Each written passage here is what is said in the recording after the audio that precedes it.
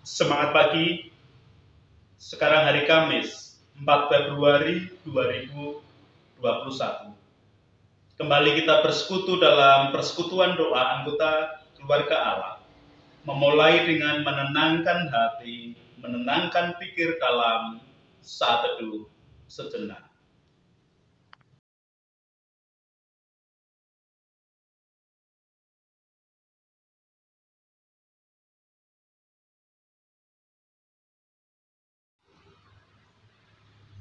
Pertolongan kita hanya berasal dari Allah yang telah menciptakan langit bumi beserta segala isinya. Kasih karunia dan damai sejahtera yang dari Allah Bapa kita dan Tuhan Yesus Kristus ada pada saudara sekalian. Amin. Anggota keluarga Allah, perenungan sabda hari ini menggunakan tema dan judul yang mengambil dari ungkapan Jawa mandor klungsu. Mandor adalah pimpinan dalam suatu proyek, berarti mandor adalah pemimpin. Klungsu adalah biji dari buah asam. Bentuknya kecil tetapi sangat keras. Biji asam bila ditanam dan dipelihara dengan baik akan menjadi pohon asam yang bertumbuh besar, rimbun, berbuah lebat dan kokoh. Pohon asam mengidentikan sesuatu yang segalanya bisa dimanfaatkan oleh manusia. Pohon asam bisa diambil kayunya. Daunnya bisa dimanfaatkan untuk pengobatan. Buahnya bisa untuk makanan dan pengobatan. Bijinya bisa juga digunakan untuk pengobatan dan ditanam kembali. Bahkan akarnya pun bisa dimanfaatkan untuk pengobatan. Tidak ada satupun bagian dari pohon asam yang tidak berguna. Anggota keluarga Allah, ungkapan Jawa ini mengajak kepada kita, kepada ibu dan bapak, saya, dan semuanya untuk menjadi mandor atau pemimpin bagi klungsu. Pemimpin bagi yang paling kecil. Klungsu adalah diri sendiri. Yang paling kecil yang bisa kita pimpin adalah diri kita sendiri. Ketika setiap orang bisa menjadi pemimpin bagi dirinya sendiri, ia akan berguna dan bermanfaat seperti pohon asam tersebut. Meskipun asalnya dari sesuatu yang kecil, klungsu, ia bisa menjadi besar dan bermanfaat bagi kalangan banyak, bagi yang lebih luas di dalam kehidupan. Orang yang mampu memimpin diri sendiri dibutuhkan pada bidang apapun di dalam kehidupan ini, bidang menurut pembagian manusia. Anggota keluarga Allah, penulis kitab Amsal, memberikan pertolongan bagi umat manusia untuk belajar memimpin diri sendiri. Leksionari bacaan pertama hari ini merupakan catatan Amsal yang bisa kita pelajari bersama.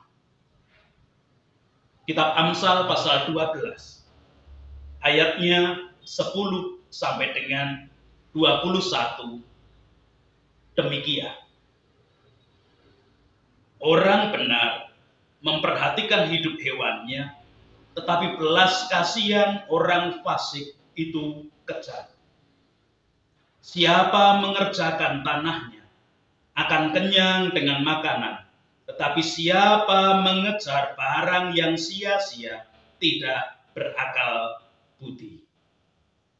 Orang fasik mengingini jala orang jahat, tetapi akar orang benar mendatangkan hasil. Orang jahat terjerat oleh pelanggaran bibirnya, tetapi orang benar dapat keluar dari kesukaran.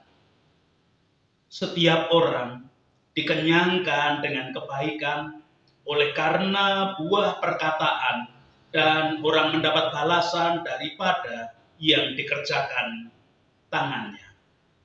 Jalan orang bodoh lurus dalam anggapannya sendiri, tetapi siapa mendengarkan nasihat, ia bijak.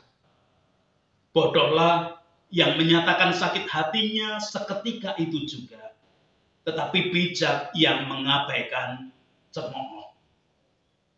Siapa mengatakan kebenaran, menyatakan apa yang adil, tetapi saksi dusta menyatakan tipu daya. Ada orang yang lancang mulutnya seperti tikaman pedang, tetapi lidah orang bijak mendatangkan kesembuhan. Bibir yang mendatangkan kebenaran tetap untuk selama-lamanya, tetapi lidah dusta hanya untuk sekejap mata. Tipu daya ada di dalam hati orang yang merencanakan kejahatan, tetapi orang yang menasihatkan kesejahteraan mendapatkan sukacita. Orang benar tidak akan ditimpa oleh bencana apapun, tetapi orang fasik akan senantiasa celaka. Demikian kesaksian Amsal pasal 12 ayat 10 sampai dengan 21. Anggota keluarga Allah,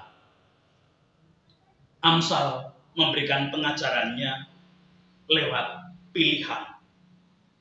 Pilihan antara yang baik dan yang buruk. Antara yang merusak dan yang membangun. Antara yang berkenan kepada Tuhan dan yang tidak berkenan kepada Tuhan. Bagi orang saleh yang selalu ingin membangun hidup benar, pilihan tersebut membantu untuk membangun diri dan memimpin diri sendiri. Tapi bagi orang yang tidak mau untuk hidup baik, pilihan-pilihan itu akan menjadikannya semakin terpuruk. Belajar membangun diri, memimpin diri bagaikan mandor plungsu, seperti ungkapan di depan tadi, memimpin diri sendiri, dimulai dari melihat diri sendiri. Jadi, pilihan-pilihan yang diberikan oleh si penulis kitab Amsal hanya bisa bermanfaat ketika digunakan untuk melihat diri sendiri, bukan untuk mencari dan menentukan kesalahan orang lain, apalagi terus menunjuk pada pihak lain. Anggota keluarga Allah, jika kita cermati pilihan-pilihan yang diajarkan oleh penulis kitab Amsal, bisa dibagi dalam 3 bagian. Antara lain, yang pertama, perihal perbuatan atau perilaku manusia. Terdapat di dalam ayat 10 sampai 12. Orang benar memperhatikan hidup hewannya, tetapi belas kasihan orang fasik itu kejam. Siapa mengerjakan tanahnya akan kenyang dengan makanan, tetapi siapa mengejar barang yang sia-sia tidak berakal budi. Orang fasik mengingini jala orang jahat, tetapi akar orang benar mendatangkan hasil.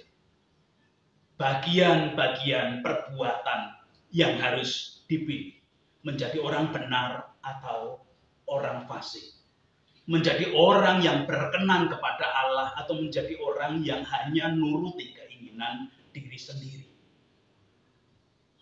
Yang kedua, perihal perkataan atau ucapan. Bisa kita saksikan di dalam ayat 13, 14, dilanjutkan ayat 16 sampai 19. Orang jahat terjerat oleh pelanggaran bibirnya, tetapi orang benar dapat keluar dari kesukaran. Setiap orang dikenyangkan dengan kebaikan oleh karena buah perkataan, dan orang mendapat balasan daripada yang dikerjakan tangannya. Ayat 16 sampai 19, bodohlah yang menyatakan sakit hatinya seketika itu juga, tetapi bijak yang mengabaikan cemoohan. Siapa yang mengatakan kebenaran, menyatakan apa yang adil, tetapi saksi dusta menyatakan tipu daya.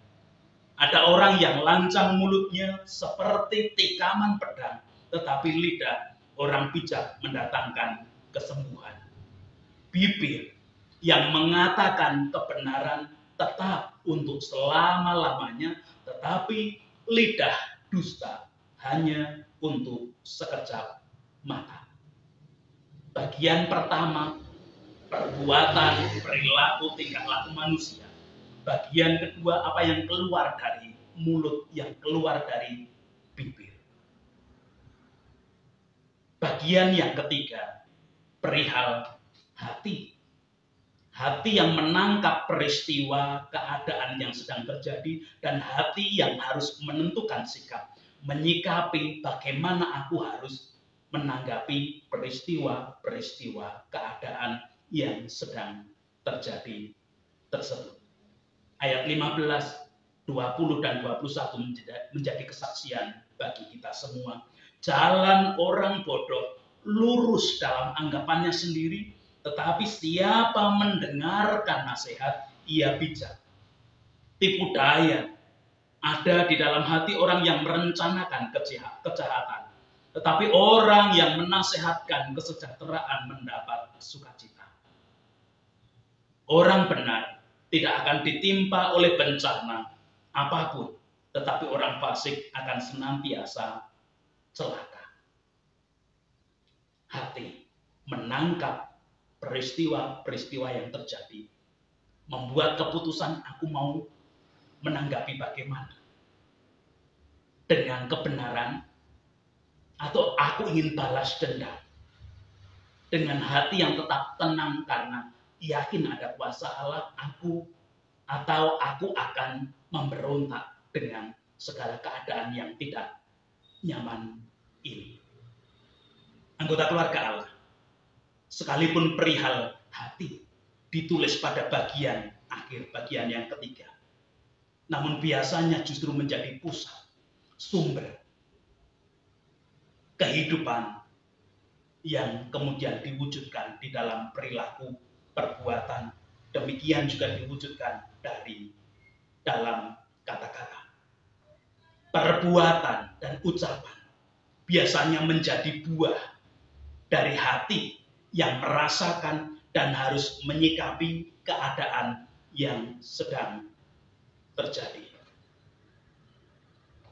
Belajar membangun diri, belajar memimpin diri sendiri, memang harus dimulai dari hati yang dimurnikan. Baru dilanjutkan di dalam perwujudan lewat perkataan, diwujudkan lewat perbuatan atau tingkah laku yang nyata. Namun siapa kita? Usaha manusia sendiri untuk memurnikan hati tentu sangat sulit, bahkan menjadi sesuatu yang mustahil. Ayat 15 memberikan kesaksian kepada kita, jalan orang bodoh lurus dalam anggapannya sendiri, tetapi siapa mendengarkan nasihat, ia bijak. Jalan orang bodoh kelihatannya lurus, tetapi menurut dirinya sendiri. Tidak menurut orang lain, tidak menurut khalayak ramai, apalagi tidak menurut Tuhan. Hanya rumangsane, menurutnya, perasaannya, ini sudah baik, ini sudah benar, ini sudah lurus-lurus saja. Tetapi itu jalan orang bodoh. Hanya dengan mendengarkan nasihat, orang menjadi bijak. Pergumulan kita, nasihat siapa? Bukankah nasihat yang diberikan oleh sesama kita di kanan kiri tidak jarang juga justru menjatuhkan? Kelihatannya baik, kelihatannya enak didengar, tetapi bisa juga merusak di dalam kehidupan kita. Keyakinan kita sebagai anggota keluarga Allah, hanya Allah lah yang benar-benar mempunyai kuasa untuk memurnikan hati. Anggota keluarga Allah dan orang percaya yang saat ini ada, meyakini bahwa Allah telah berkarya di dalam Kristus Yesus sebagai anak domba Allah yang menghapuskan dosa dunia. Penghapusan dosa yang dilakukan oleh anak domba Allah, itulah wujud pemurnian hati yang dilakukan oleh Allah. Allah sudah memulai dengan memurnikan hati kita lewat penghapusan dosa. Artinya perasaan tentang aku berdosa, perasaan aku mempunyai beban dosa, perasaan dengan aku ingin selalu berbuat dosa itu sudah dihapuskan, sudah dimurnikan oleh Allah. Hati kita menjadi bersih dan hati kita menjadi murni tulus. Tanggung jawab kita, anggota keluarga Allah, tanggung jawab orang percaya, melanjutkan kehidupan hanya dengan mendengarkan nasihat, mengikuti jalannya. Allah sudah memulai berkarya dengan memurnikan hati kita di dalam karya anak domba Allah. Anak domba Allah juga telah berkarya memberikan banyak pengajaran, banyak nasihat, dan dia juga berkarya melakukan yang terbaik di dalam kehidupan. Mari selalu memperhatikan nasihat-nasihat Tuhan yang tertulis dalam kitab suci. Mari selalu belajar akan jalan Tuhan yang telah dilakukan melalui teladan dan contoh anak domba Allah di dalam diri Yesus Kristus, di dalam kesaksian kitab suci juga. Ingat, menganggap kita mempunyai jalan yang benar menurut anggapan kita sendiri bodoh adanya. Tetapi mendengarkan dan mengikuti jalan yang terbaik, itulah yang disebut bijak. Menjadi mandor pelungsu, membangun diri, dimulai dari hati yang merasakan aku sudah dimurnikan Tuhan dan aku akan melanjutkan untuk mengikuti jalan Tuhan, selalu mendengarkan nasihat Tuhan. Tuhan memberkati kepada setiap anggota keluarga Allah. Amin.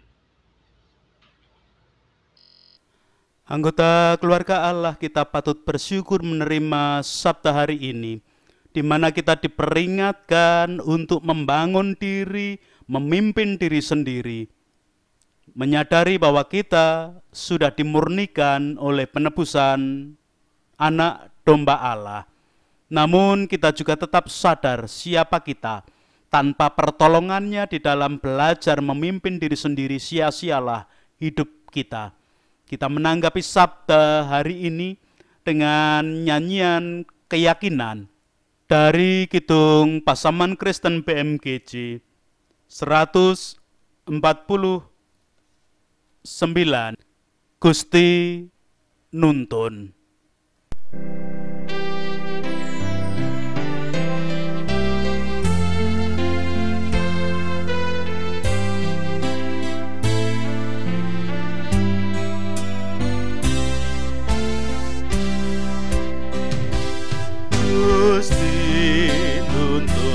Lampah kula saklangkung gen kula beksa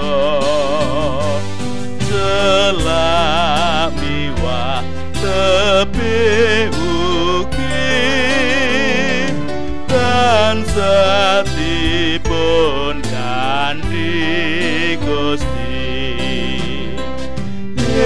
Gusti kang nganti kula astanya piyambakan reksa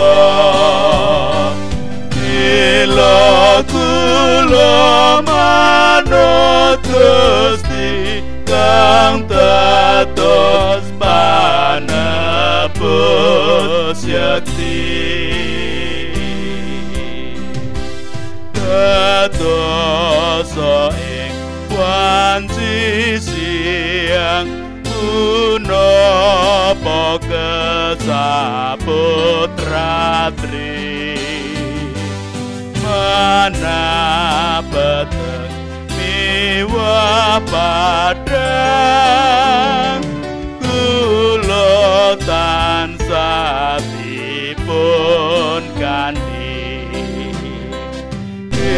Gusti kang gandhi kula astanyo piyambakan reksa mila kula manut Gusti kang tatos panebus yakti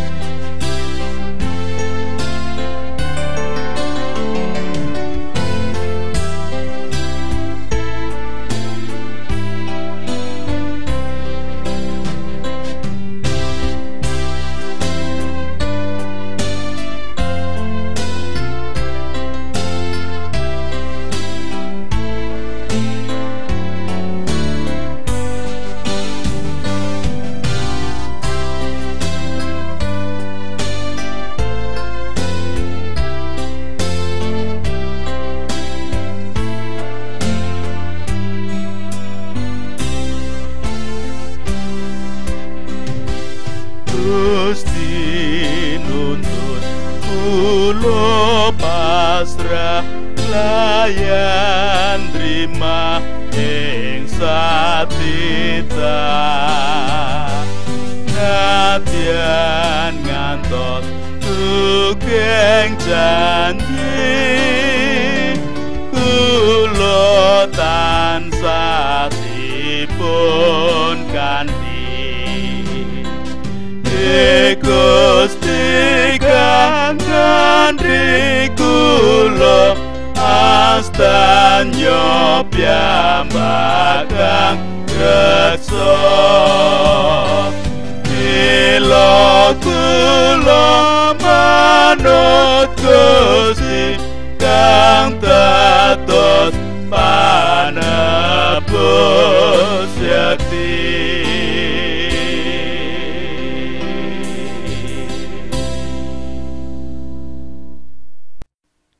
Kita berdoa bersama. Puji, hormat, dan syukur kami haturkan kehadirat-Mu, Allah yang selalu menolong, membimbing hidup kami. Memulai hidup dengan memimpin diri sendiri agar kami semakin baik, menjadi anggota keluarga Allah, menjadi anak-anak Tuhan. Kami mau mengikuti pertolongan Tuhan, kami mau mengikuti nasihat dari Tuhan. Jalan yang telah diteladankan oleh Yesus Kristus anak domba Allah menjadi jalan kami meneladan, bagian dari anggota keluarga Allah yang tetap setia kepada Tuhan saja. Perkenankan melalui aktivitas kerja kami hari ini sepenuhnya, kami menyandarkan, menyerahkan hidup dan memohon pertolongan Tuhan. Apapun aktivitas kami, kegiatan kami, terang kasih kuasa-Mu nyata bagi hidup kami. Anggota keluarga Allah dengan segala kondisi dan keadaan termasuk yang sedang mengalami kelemahan ragawi dengan sakit penyakit, baik sakit penyakit sesaat yang sedang dirasakan, sakit penyakit yang sudah menaun, yang sudah ada di dalam tubuh sejak beberapa waktu yang lama, ataupun sakit penyakit karena dampak COVID. Biarlah kasih setia Tuhan yang tetap menjadi kekuatan, penghiburan, penolong, bahkan menjadi jalan anggota keluarga Allah merasakan pertolongan dan kasih teladan Tuhan, nasihat dari Tuhan untuk kebaikan kehidupan yang semakin dibangun. Tetap menyerahkan anak-anak di dalam usia pendidikan, usia sekolah dengan suasana pandemi, mengikuti pelajaran jarak jauh yang diberikan oleh Bapak Ibu guru dari sekolah. Biarlah kasih setia-Mu tetap ada. Kejenuhan, kebosanan, karena tidak pernah bertemu dengan teman, kawan, tidak bisa bermain bersama dengan teman-teman seusia, biarlah kasih setiamu tetap ada menjadi penguat bagi kehidupan anak-anak yang sedang belajar. Biarlah kasih setia Tuhan mendatangkan kebaikan sehingga anak-anak boleh semakin membangun diri dengan kreativitas-kreativitas yang ada. Tetap menyerahkan pemimpin bangsa dan negara kami, wakil rakyat, tokoh masyarakat, tokoh agama dalam segala kondisi dan keadaan. Hidup bersama-sama membangun kehidupan untuk kebaikan, biarlah kasih-Mu tetap ada, kebijaksanaan-Mu tetap ditambahkan dan dirasakan oleh semuanya. Bersama-sama dengan masyarakat, membangun hidup, menggapai damai sejahtera-Mu, biarlah kasih setia-Mu yang nyata. Demikian juga bersama para medis yang menjadi garda paling depan penanganan pandemi COVID, biarlah kasih kuasa-Mu nyata bagi kehidupan semua. Gereja-gereja Tuhan, di dalam hidup mendukung untuk kebaikan, biarlah kasih setia-Mu juga dirasakan, taat, dan semakin merasakan kasih Tuhan dirasakan oleh semua anggota jemaat yang ada. Teringat akan saudara kami di dalam penderitaan, kesengsaraan karena bencana yang mereka alami, baik banjir, tanah longsor, ataupun gempa bumi dan peristiwa-peristiwa bencana yang lain. Dalam segala keadaan kami haturkan dalam tangan kasih kuasa-Mu. Allah kehidupan, kami tetap menyerahkan apa yang menjadi pergumulan termasuk para teman-teman petani yang ada di sekitar hamba-Mu. Ketika mereka bergumul akan tanaman padi mereka yang roboh karena angin dan hujan yang terlalu lama. Biarlah kasih-Mu yang ada menjadi berkat kekuatan dan kebijaksanaan. Itu doa kami, semua kami pinta di dalam Tuhan Yesus Kristus Allah, penguasa kehidupan. Amin. Sekarang bersama-sama melanjutkan kehidupan dengan memperhatikan nasihat dan mengikuti jalan Tuhan sebagai sarana kita membangun diri, tetap membawa berkat yang diperintahkan Tuhan lewat Musa. Tuhan memberkati engkau dan melindungi engkau. Tuhan menyinari engkau dengan wajahnya dan memberi engkau kasih karunia. Tuhan menghadapkan wajahnya kepadamu dan memberi engkau damai sejahtera. Amin.